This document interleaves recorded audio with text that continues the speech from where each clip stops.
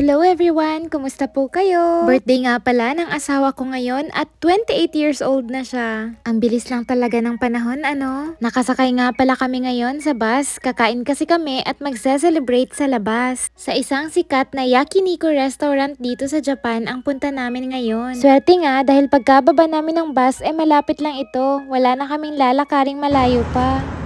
It's my birthday. Excited na ang birthday celebrant namin. Syempre kami din naman. Matagal-tagal na din kasi kaming hindi nakakain ng Yakiniku Eat All You Can dito sa Japan. At dahil nga birthday ng asawa ko ngayon, syempre may excuse kami para kumain at gumastos. Dito nga din pala kami kumain last year nung birthday ko, kaya hindi na namin to first time. Hindi talaga kami kumain ng tanghalian para dito. Kaya talagang gutom na kami sa mga oras na to. Nag-crave din talaga kami sa grilled meat, kaya pinili namin dito mag-celebrate. Pagkadating nga ay nagsimula na kaagad kaming mag-order. Pinag-usapan na din namin kung ano yung eat all you can plan na kukunin namin. Syempre, dun kami sa affordable at tama lang na siguradong mabubusog kami. Isahan na namin in-order yung mga iihawin namin. Syempre, inuna na namin yung mga pinakamasasarap at recommended menu nila. Mabilis nga lang dumating yung mga orders namin kaya nagsimula na kaagad kaming mag-ihaw. May time limit kasi ang eat all you can nila dito, 100 minutes. Mahaba na nga yun, siguradong mabubusog na kami, pero bawal nang mag-order 20 minutes before matapos ang 100 minutes na yon. Naku, parang malulugi pa nga sila sa amin. Hindi kasi kami pumunta dito para magdaldalan habang kumain. Sineryoso talaga namin ang eat all you can nila. Pinaghandaan pa nga namin ito, 'di ba? Kaya hindi kami kumain ng tanghalian. Sarap na sarap kami sa mga karne nila dito, kaya wala talagang nasasayang. Buti talaga birthday ni Kenneth ngayon, kaya may excuse kaming kumain ng ganito nang hindi nagigilty. Syempre, ang unang kagat at serve ay sa birthday celebrant. Na-play na, kampay. Mayabot sa naman sa...